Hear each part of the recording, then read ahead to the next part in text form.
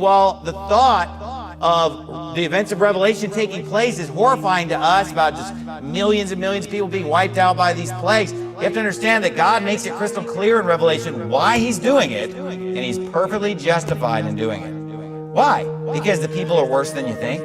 Because this world is worse than you think. Because our nation is worse than you think. Because the leadership is worse than you think. And that little cockroach that you see, that's just one cockroach. This whole place is infected with cockroaches. I'm talking about the United States of America, the government, the churches. Look, it's infested today, and what we see openly is just a tiny little slice of what's actually going on. Now, if you would go to Romans chapter 1. Romans chapter 1. We need to understand where God is coming from. We need to understand God's point of view. You say, why even preach a sermon like this? Why explain to us that it's worse than we think? Because I don't want you to be naive. We don't want to go through life unprepared, totally naive, thinking that this whole world is just sunshine and rainbows and unicorns. We need to understand that our adversary, the devil, walketh about as a roaring lion, seeking whom he may devour. And the Bible tells us that we need to be sober and we need to be vigilant. Oh, we need to sober up. We need to get vigilant. We need to pay attention. We need to watch out. We need to be on guard and realize that there are wicked people out there to devour us. It's not just Satan who is transformed into an angel of light, but his ministers are transformed into the ministers of light. And we need to put on the whole armor of God so that we can withstand the wiles of the devil. Folks, I have been through some hard things over the last few months, and I'm not just talking about my roof leaking, okay?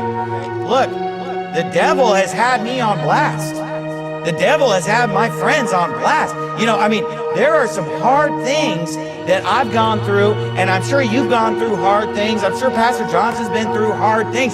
You know what? You get betrayed by people that you love, and you find out horrific things about people that you love, and you realize that there were people that you thought were good people, and there's all this rottenness underneath, and it's so disillusioning, it's so disenchanting. But wait a minute, not if you see it coming.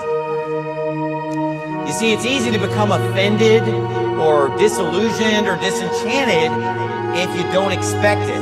But that's why Jesus said, these things have I spoken unto you that you should not be offended. And he said, look, they're going to cast some of you into prison. You're going to go through trials. You're going to go through tribulations.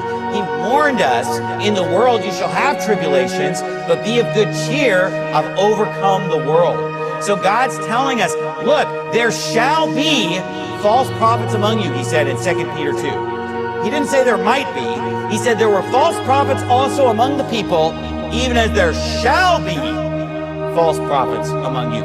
Look, the Apostle Paul told the elders from Ephesus and the areas there in Asia Minor, he told them, he said, after my departing, I know that grievous wolves are going to come in, not sparing the flock. So just remember how I warned you day and night with tears. The false teachers are coming, the infiltrators are coming, wicked people are coming.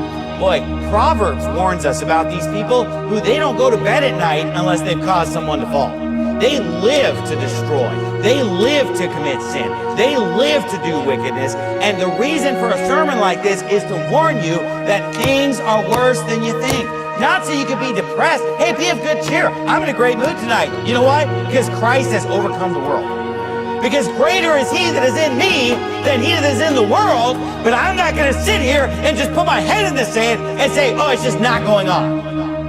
The sin isn't there. The wickedness isn't there. Nothing to see here, folks. Just move on. No, folks, I want to know the world that I'm living in. I want to understand that human nature is not good, but that the heart is deceitful above all things and desperately wicked. Who can know it? And if the Apostle Paul said that in me, that is in my flesh, dwelleth no good thing, you think the Apostle Paul was the only person like that? Folks, that's human nature. We are sinners by nature. We are, as the sons of Adam, death has passed upon all men, and all have sinned and come short of the glory of God. They're altogether gone out of the way. They're altogether become unprofitable. There's none that doeth good, no, not one. Hey, the only thing that's good about us is that which Christ has regenerated and made us a new creature.